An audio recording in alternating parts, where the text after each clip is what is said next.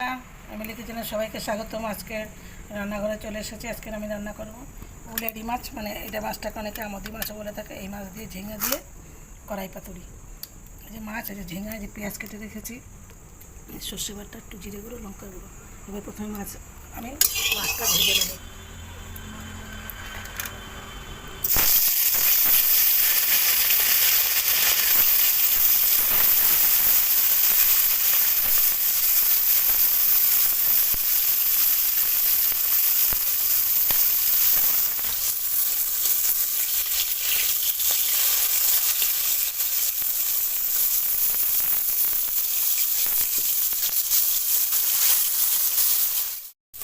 মাছ ভাজা হয়ে গেছে, এবার তুলে নেব।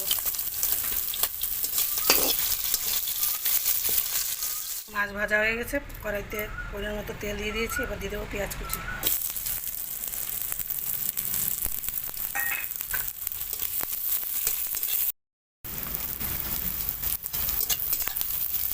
পেঁয়াজটা একটু হালকা করে ভেজে নিয়েছি। এবার দিয়ে দেবো ঝিঙে, কেটে রাখা ঝিঙে দিয়ে দিলাম।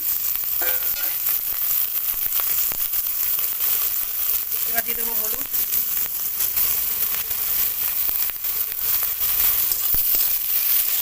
হলুদ দিয়ে নেড়ে চেড়ে নিলাম। এবার দিয়ে দেবো লবণ,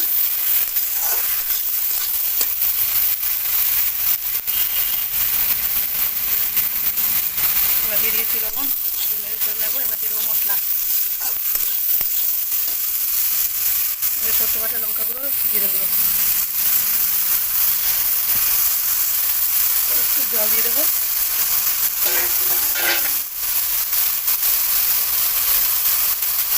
জল দিয়ে গুলে দিয়ে দিলাম।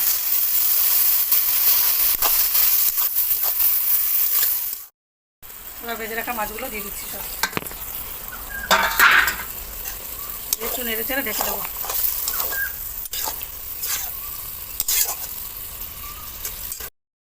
ঝিঙে দিয়ে মাছ পাতুরি হয়ে গেছে, এবার নামিয়ে নেব।